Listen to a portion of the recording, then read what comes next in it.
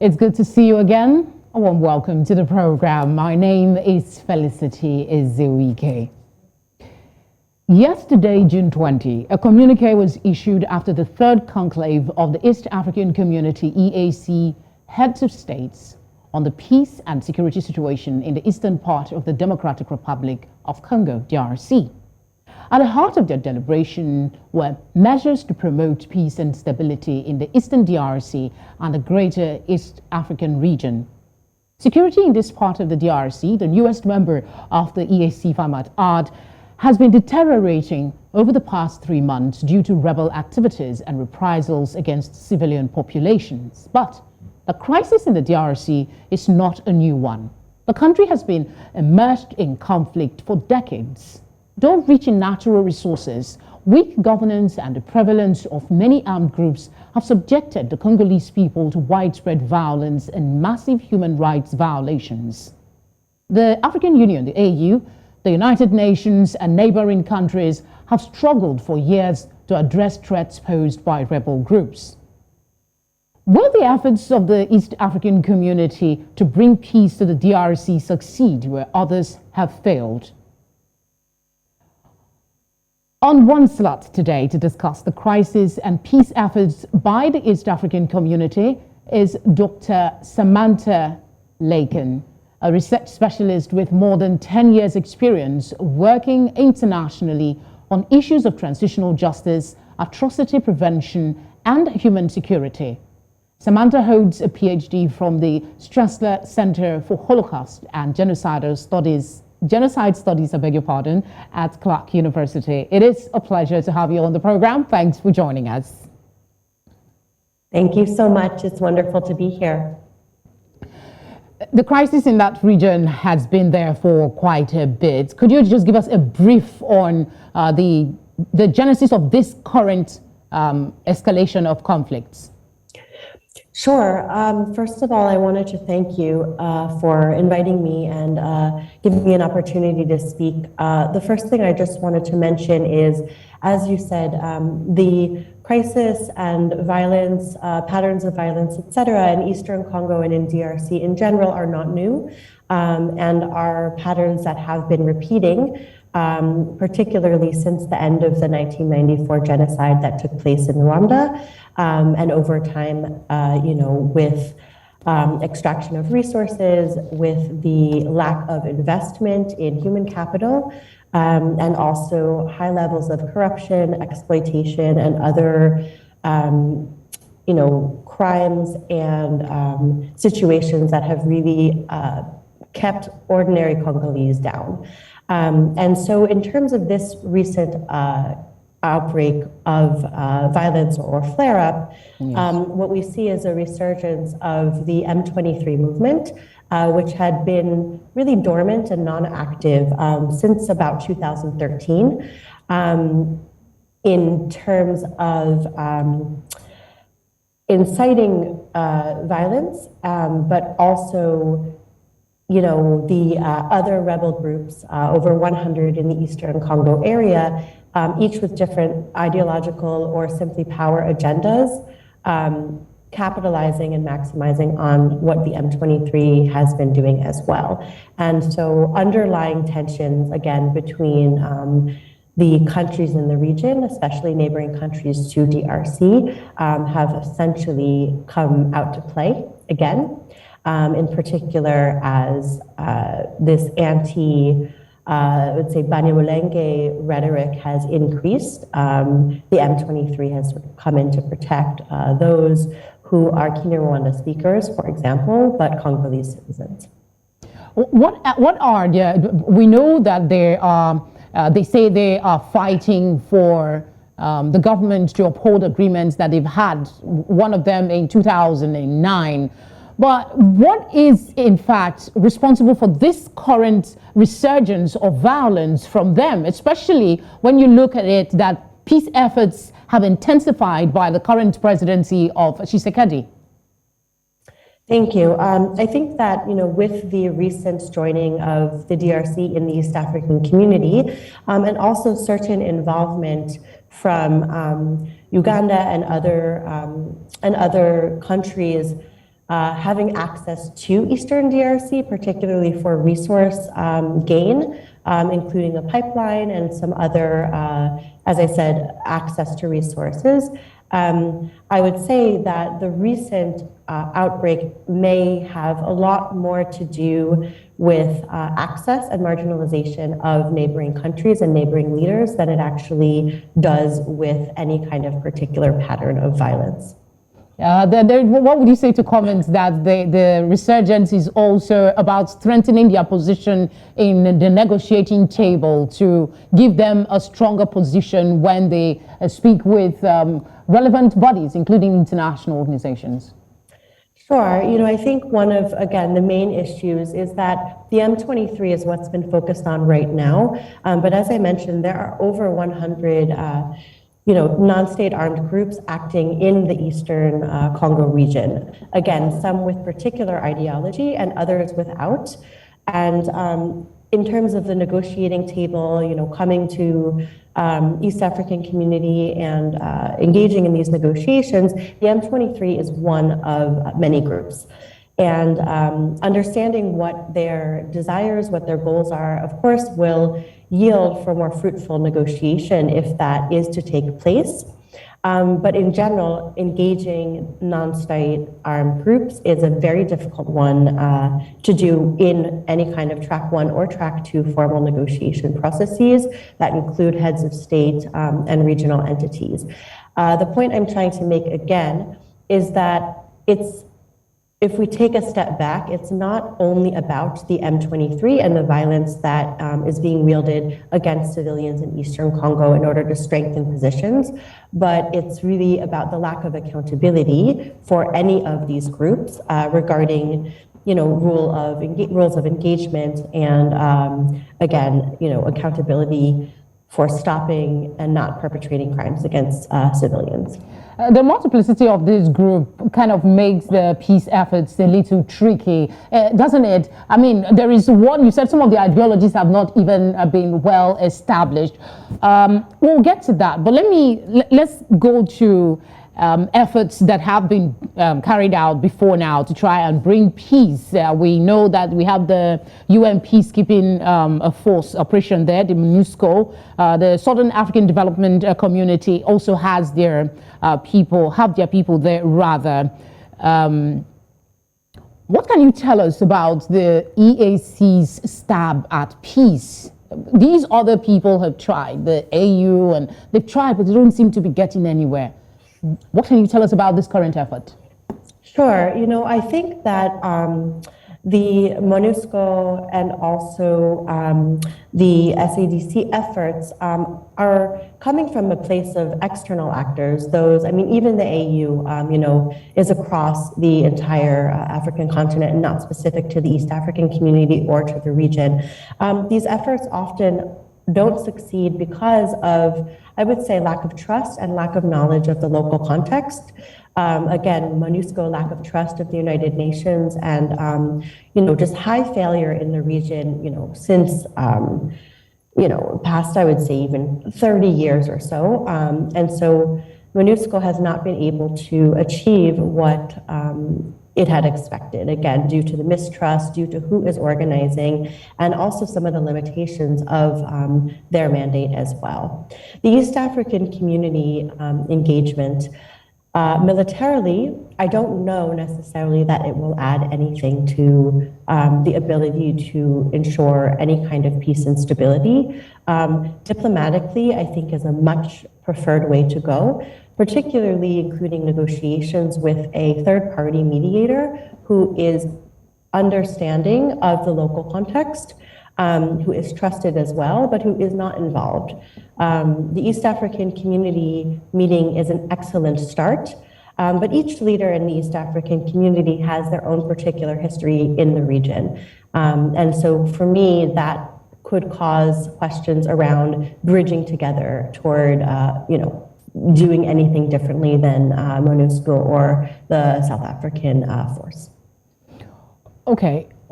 The regional bloc itself, there are others, but this particular one, you've brought out the strengths that they might bring to the table of dialogue. But then again, they don't have a history of, what's the word now? They don't have a history of proper conflict resolution. They don't have a track record of having done that, brought peace. Some people argue that they are primarily a trade connection. What's your take in this instance? They've had opportunities that they could have strengthened to show that they are strong, but they haven't done that. So why should there be some sort of enthusiasm with their involvement in this process now? Sure, absolutely. I understand the skepticism and I share it as well. You know, we see that all of these issues are connected, you know, issues around protecting civilians, around reducing the crimes that are committed, especially in Eastern Congo, where there's not a high level of state reach. You know, the rule of law is really not able to be enforced, and there's not much accountability. If you can imagine what the area looks like if you've been there, you know, it's hard to reach, it's hard to get around, and these rebel groups are really acting without any accountability to the state or to the region at all. They're able to organize themselves and do sort of as they please within their communities, including wielding violence, and that in itself is a very challenging issue. So in terms of the skepticism around the East African community engagement, I share it as well. Each of the countries in the bloc do have a history of economic interests in the DRC, and that would be a reason to be skeptical. For me, I think that one thing that might be able to be done differently, or an opportunity regarding the East African community bloc, is even though they may not have a long-standing, let's say, track record of conflict resolution or of you know, accountability mechanisms, they have the resources, and they actually know, each country in itself and the bloc know how to do these things. I think it's a matter of whether they will, and whether they will prioritize the protection of civilians and the, you know, dedication, as they've mentioned, to peace and security via an accountability mechanism. And actually prioritization. I'll really get you to speak on that accountability part of it a little later, but I want to stay with the EAC's involvement with this crisis. On the flip side of the coin, some would say, yes, it's a good thing, and that the EAC also have a huge stake in terms of their ability to properly administer, make something happen with this conflict, will make them a game changer continent-wide and not just in the East African region. Do you think that this might be an added push to make them, you know, do something a little different from what has been done so far? I do, and I also would hope so. You know, I think when we look at the history of engagement and involvement, we've seen a lot of efforts that have either flat out failed or that have succeeded for some time and then seen relapse, as we're seeing now with you know, resurgence of these flare-ups on the borders and other things like that. And so I think that anything, in my opinion, that can push the East African community to try something different is a good thing. And again, for me, I do believe that if the East African community really does take their unique position seriously, then they will be able to make some change, try some, I think, creative, both diplomatic and potentially military engagement, and that this would be a game changer for the rest of the continent and also global engagement. The DRC is an incredibly important country in Africa, and I think the EAC realizes that. You know, resource-wise, in terms of coltan, in terms of other energy resources, and I think the East African community knows very well that other, you know, global actors, China, Russia, the United States, et cetera, are in Congo, particularly southern region of Congo already, gaining resources and leaving Congolese people actually without much benefit. So again, I think the East African community is in a unique position and knows that they are, and if they are able to act politically and diplomatically and potentially militarily in a different way, then this could be a game changer. Okay, it just clicked with me that I haven't really asked you to speak on the what is at stake here with the continuing violence. There are concerns that if not addressed, it might spill over to other countries and become a wider problem. What is at stake with the continuation of violence in this region? Absolutely. I think a few things are at stake. I mean, from the very tactical, practical level, people are losing their lives, they're being displaced, livelihoods, communities are being destroyed. This is not good for national or regional stability in any way. The more insecurity in communities and regions spills into, the national level, as I said, and absolutely into the region.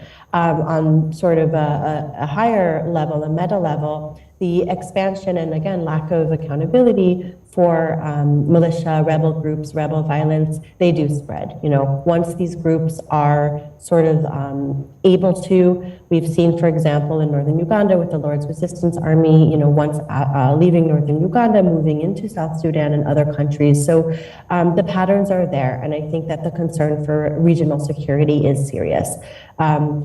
In addition to that, I would say not only humans' lives and also, state security. If we think about intersecting sectors like tourism or, agriculture, anything like that, the more unstable the region is, the worse off any other global engagement will be. And so I think that if there is not any kind of long-term plan or engagement to really sustain any kind of peace and address some of the underlying issues, what's at stake is very high. Okay. Before we go on a break, let me ask you this. The EAC is one part of it. People are wondering, does it mean that the efforts before now one second. The EAC and the efforts that they're making is similar to what the SADC has done previously, and there are speculations and questions as to, does it mean that the President, Tshisekedi, is moving away from what the SADC, are they still involved in the process? Sure, I think that becoming involved in the EAC does not negate at all what happened before. The election of this president, really shows a departure politically and also, I think, ideologically from powers before in DRC, and also, from political influence, both from neighboring countries and internationally. I think that this both provides an opportunity, as the DRC has just entered formally the EAC in March, and I am not sure yet what to say about future involvement in the SADC. What I can say is, as an analyst, this has represented a departure, particularly new engagement with Rwanda and between President Tshisekedi and President Kagame. That we had seen after his election in particular. And so following those trends, I think there is some positive engagement for the future. I can't say what it will lead to in terms of abandoning another process, but I think that, I really take, honestly, each process as important in what it is, and so parallel processes are, I would say, better than none. All right, this is a good spot to take a quick break. When we return, we will be looking at the communique that was issued by the EAC and try to explore the issues that has been raised by Samantha, and that's accountability, the issue of accountability. How is it going to play a part in bringing a longer reconciliation effort? Do stay with us.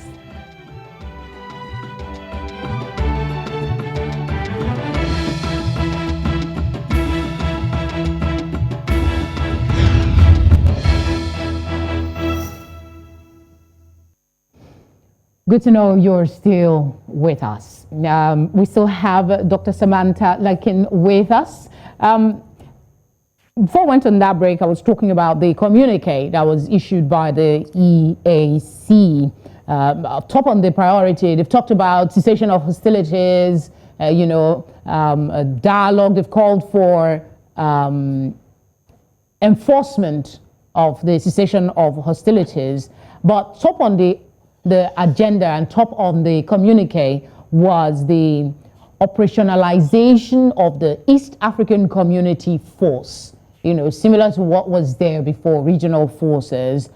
What is the core of the mandate of this regional force now that has come up? Thank you. It's been interesting reading the communique that just came out yesterday. Again, I think that the East African community effort is honestly laudable, but my question or sort of my notice from it is that the mandate is not specified enough at this point. I know it will develop, but the mandate is not specified enough, again, as to how the engagement will be, how it will be monitored, how it will be enforced, and also who will be sort of contributing in what different ways. And by who, I mean which countries, regarding troops, regarding political engagement and other kinds of support. This, for me, is a lack of clarification on the mandate, and I'm really looking forward to seeing what that will look like operationalized. Yeah, to go away a bit from the script that I have, I want to take you on the accountability part. You talked about that, and it seems like it's a key issue in the entire peace process. Can you expand your thinking on that? The rebels are not being held accountable. Talk a bit about that, please. Absolutely, sure. Again, I think that there's a lot of really good talk. Some think rhetoric, but I also believe talk and truth behind initiatives. An immediate ceasefire on all sides, engagement in negotiation, and potentially some kind of a military peacekeeping or other kind of peace monitoring on the ground, and that is all good. The big issue for me is we've seen in the past that even when a ceasefire has been issued and countries have agreed to the ceasefire, and even when there is a peace process in place, to the end goal of a peace accord that will be carried out, violence still continues on the ground. The violence on the ground during these processes undermines them completely. And again, without any way to essentially enforce the ceasefire, even in the most local and most off the grid, let's say, communities, to enforce the ceasefire and provide legitimacy to A, the ceasefire, and B, any subsequent peace discussions or peace processes, that undermining is symbolically signaling the lack of importance and the lack of commitment from particular groups. And so that's why I say enforcement and accountability are the key issues in making sure that the ceasefire and any, again, peace talks or peace accords are respected and actually have a chance at being successful. Again, violence on the ground continued undermines those processes. So that's one thing that I would say. And we've seen historical examples of this across East Africa, the Great Lakes region of Africa, and elsewhere in the world. You say this is, not you, from what you're saying, it sounds to me like this is a recurrent rhetoric. It's not new. What the EAC is saying, it's not, if you look at the wider context of the crisis and the efforts that's been there, doesn't seem different from what has been done in the past. So the question you're raising is that of enforcement of this. Whose responsibility should it be really? Is that part of the question even raised in all the, all the literature that's been put out on this? Absolutely. There are a lot of questions and discussion raised about whose responsibility it should be, and also whose responsibility would work best. Who it would be best positioned for this kind of accountability and follow through. In this situation, I believe that the East African community themselves would be able to assist with accountability, but potentially not provide it fully. Again, each country has a rich history. Positive and negative, in DRC and in Eastern Congo as well. My concern, again, is that levels of mistrust, grievances from the past, are things that are going to, sideline or push aside these peace agreements. And again, in terms of who, oftentimes it's international organizations or bodies like the UN or municipal peacekeeping forces, regional bodies, or the African Union who might be asked or tasked with this. Unfortunately, I don't believe that we've seen that work. And so I think this would be a good opportunity for some discussions around who is best positioned. I think that Tanzania and Tanzanian, both government, civilians, and military may be actually the best positioned to enforce what comes out of the ideas and agreement of the East African community in general. Okay, staying with that thought, I was going to say we explore the question of duplication of efforts. But before we get there, I need you to speak on the communique again. Is there a particular aspect of the communique that stands out for you? Yes, absolutely. For me, a couple things in the communique are very interesting. I think that, of course, the commitments, cooperation, regional force, et cetera, this is all pretty honestly standard. I, again, think that the call for heads of state to hold their own citizens and groups accountable is one of, again, the most important things. I keep saying accountability, and unfortunately, I can't stress it enough. So looking at the heads of state are, directed immediate ceasefire should be enforced. And the cessation of hostilities should commence immediately, including withdrawal from taken positions. In doing so, these political processes should be intensified by all parties in order to allow the citizens of the DRC to feel safe and secure and to be able to pick up and continue their respective social, cultural, and economic activities. This, to me, the goal is incredibly important. For the citizens of the DRC to feel safe and secure and to be able to pick up and continue with their normal lives.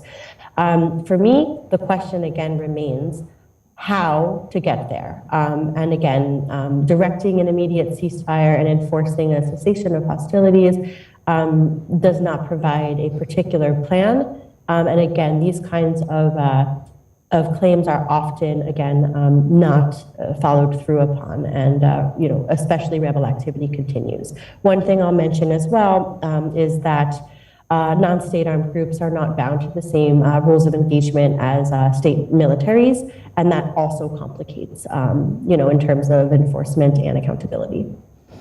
Yes, I mean, thinking of where to focus and get your thoughts on is getting a bit complicated at the moment. But let's talk about the duplication of what looks like a duplication of efforts. We have regional forces coming up on this same issue. Is there any concern among your peers about this seeming duplication of efforts and the impact it might have in the peace process? Because if one group has their own way of trying to reach peace and another group there doesn't seem to be a synergy among them. Yes, I think synergy and consolidation is incredibly important. We've already seen a situation in which many international and regional actors, states, international NGOs, et cetera, are operating in Eastern Congo and are operating with their own agendas, with their own approaches, whether it be peace building, whether it be militarily, whether it be community and economic development. And I would say not many of these efforts are particularly coordinated. And so a coordinated effort is always best. I am not sure that a coordinated effort at those levels can happen. In terms of the East African community's engagement, I think right now it is quite nascent in that there is a potential for it to be coordinated with efforts that have come before, and also building upon them, again, as we mentioned, to take the opportunity to do something different as the EAC knows what's at stake. And that is what I would actually urge and recommend the EAC to do. But, you know, if they will do that will be up to the, you know. Let me interrupt quickly and ask you about the specifics of in the EAC's effort that inspires this cautious optimism about their involvement. Yes, they're still quite new, but what is it about them that inspires this sense that they might actually be able to achieve something? You've talked about their closeness to the issues and their involvement in that particular region. Yes, I think beyond the closeness and the involvement is also the history that the national leaders have with each other. I think this can be a negative, but can also be a potential positive. That the leadership knows each other quite well, and they know the issues. They know what are the hindering factors, and they know how to best engage each other on the leadership and national level. That, I believe, can truly be an advantage. Another thing as well is trust. We've seen again that external actors are sometimes highly trusted and sometimes not trusted. I think again the EAC meeting provides an effort provides a potential opportunity for more trust.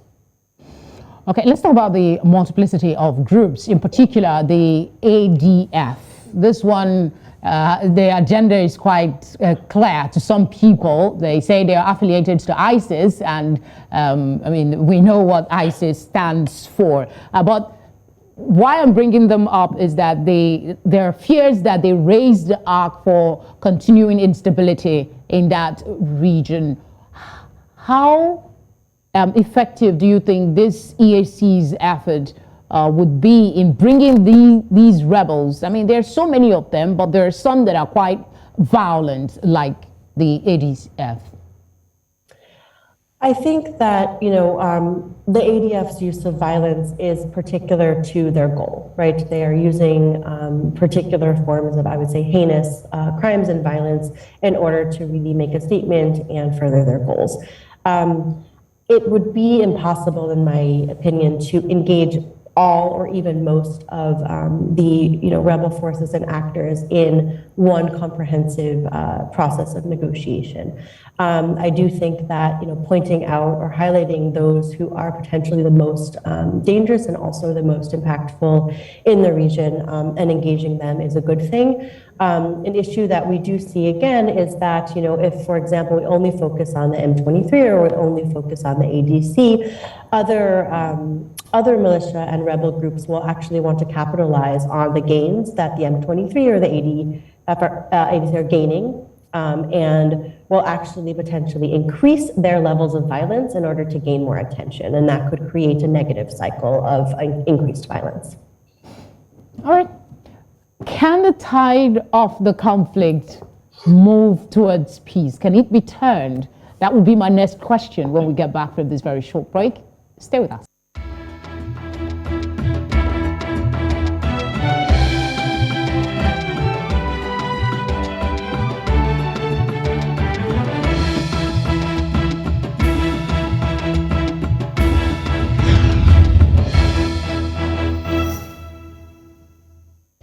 We're still here looking at efforts towards peace in the Democratic Republic of Congo, the eastern part. And of course, we're focusing specifically on the efforts of the East African community, that's the EAC. Samantha, let's talk about the skepticism that seemed to follow any effort put forward towards ending the crisis. But efforts are being made, that of the EAC inclusive. How optimistic are you that collectively the tide of this conflict can be turned? Thank you for that question. I wanted to reiterate the main issues right now, which are, first of all, the failure of the administration in the DRC to reintegrate the M23 rebels into the DRC army.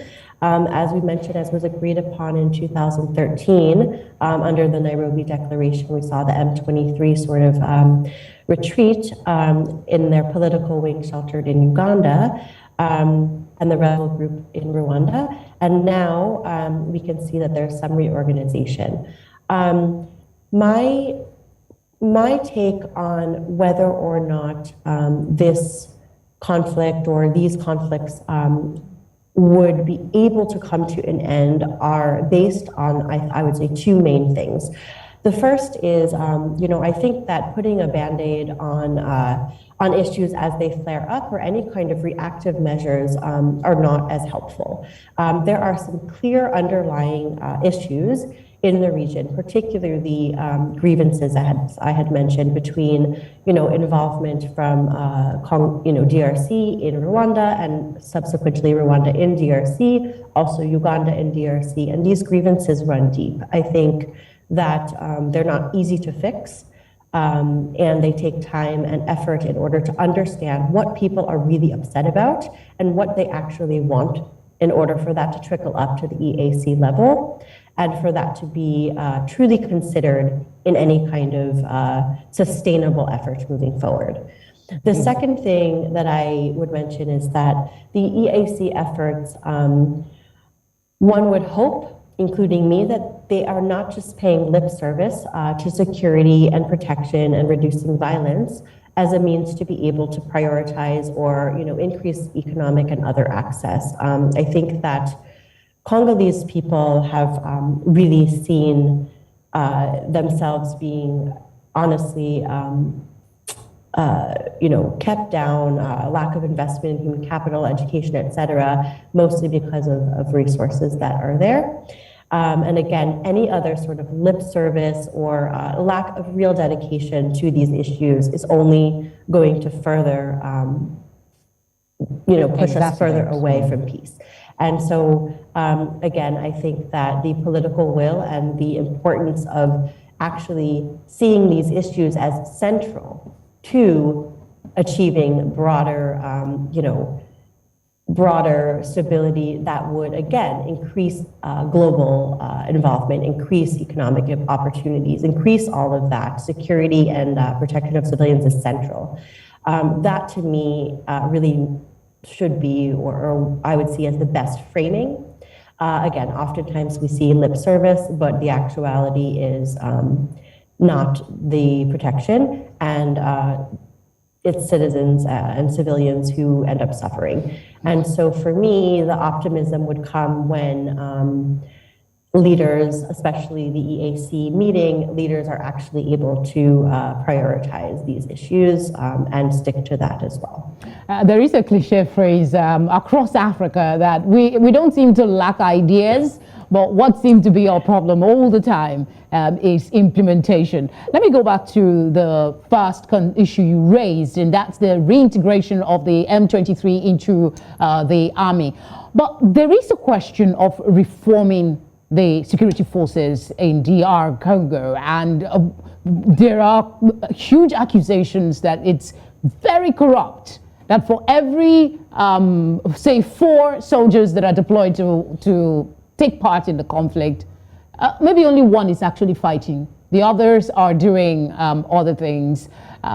What steps do you think would work towards reforming the army, the military collectively? Sure. I think honestly corruption is a central issue. And when, if you, for example, think about, a foot soldier or someone on, not a leadership position in the army, if they see, massive corruption at the top levels or, other people gaining, they believe that any small corruption, and again, this is research I had conducted in Lubumbashi, individuals see any corruption, very small things that they participate in as not corruption because other people are actually gaining further. So whatever they do is not not as bad, or they're trying just to make themselves, to help themselves, and that makes sense. So I think that leadership is huge, and that in terms of reforming military, et cetera, it's not necessarily the number of people who are deployed and what they're doing, but again, it is how the engagements are actually taking place. Also, who's getting paid and when. If foot soldiers or others are being deployed and are not getting paid regularly, it is a huge issue and a huge reason for looting, for other exploitation, for example. So these are ways in which I would see military reform sort of aligned with other reforms of, I would say, professionalization and being able to control some of the crimes committed by the armed forces as well. Yeah, but the problem with the security forces in itself, isn't that something that's obvious? The M23 should be aware. Would the integration of the M23 to the army be more of an importance to the other causes that they're pursuing? Honestly, sometimes, with the integration into the military could potentially solve some of the problems that the M23 are facing.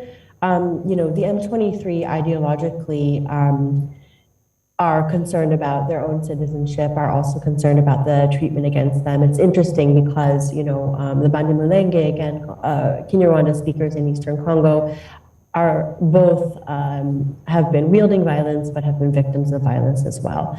In terms of integration, I don't know the military in DRC that deeply. My question or concern would be if there was backlash against the integration by sort of mainstream military members, that could cause actually more conflict. So that's what I would say to that. Still looking inward, that's basically what we're doing towards the peace process. I want you to speak on how true is it that some of the rebels are looking for amnesty and release of political prisoners as one of the conditions for them to drop their arms in the ongoing negotiation process? Sure. I think amnesty is something that's often overlooked. And as an option for transitional justice and also for moving forward from these conflicts. I believe that amnesty is being asked for and is being requested, for rebel groups to come out out of their stations, turn in their weapons, and begin integration. And I don't think this is a bad thing necessarily.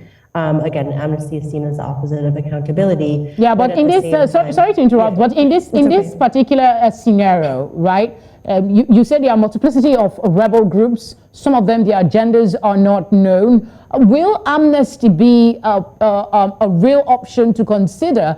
Also, considering the magnitude of the crimes that has been committed by these various groups. And again, we from what we've seen, not all the rebel groups have been involved in the peace negotiation process. So how will it work, really? Is it an option to truly think about? I think it's worth thinking about, but again, we look at the cost-benefit analysis, I would say. If, for example, in the negotiations, certain groups are provided amnesty and the violence actually does stop, people who are victims are not going to get any kind of satisfaction from, the past crimes that they experienced, but at the same time, maybe, guaranteed that there won't be future crimes. So that's one reason I think amnesty might be considered.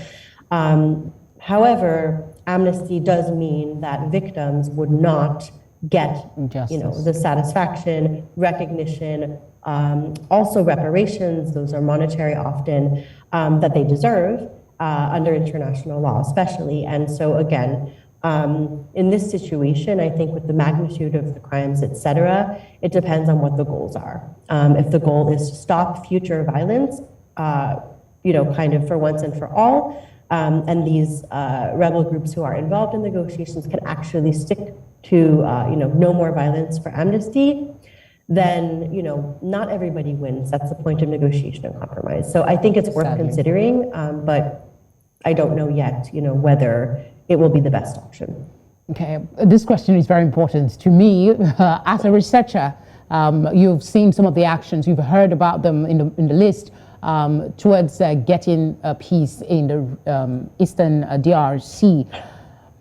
Of all of these that you've heard, which of them shows more promise and should be kept going?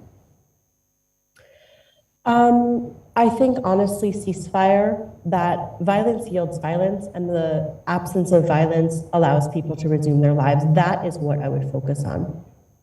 Okay. Final thoughts on the future of peace efforts and the future of the DRC, particularly the eastern part. Yes, well, first of all, I wanted to thank you very much for, having me here and allowing me to express my thoughts, my perspective, and my research. I would say that, many people, many organizations all over the world have been, pouring, honestly, money and efforts into the DRC, and the results have not been what they'd expected. A number of places sort of retreat and say, okay, we're not going to be able to make any progress.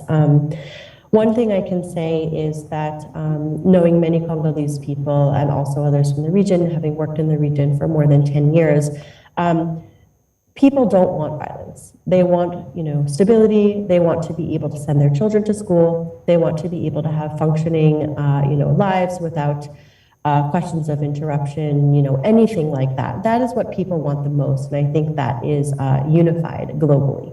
Everybody wants this for their lives. The politicization of issues and the sort of ways in which security, economics, resources, et cetera, interfere with that particular goal of protecting people's lives and providing, the best life for them is, an absence or a lack of what they deserve and what should be provided for them. So my hope is that Congolese people are able to get this and to gain this and to be able to move forward from, the issues since even before independence in 1960. So that's what I would say to end, is really, again, going down to the level of the people and, what they're seeking and what they deserve. Thank you very much, Dr. Samantha Lakin, for speaking with us. Thank you. Indeed, anything that might bring peace to one of the most violent corners of our continent, for me and for Dr. Samantha, is most welcome, and of course for a lot of people across the continent. We need, however, to be vigilant that whatever peace emanating from the EAC or any other group genuinely serves the interest of the long exploited and abused Congolese people and not those of their neighbors. I want to say thank you very much for your time with us on One Slots today, and I look forward to your company next week. Bye for now.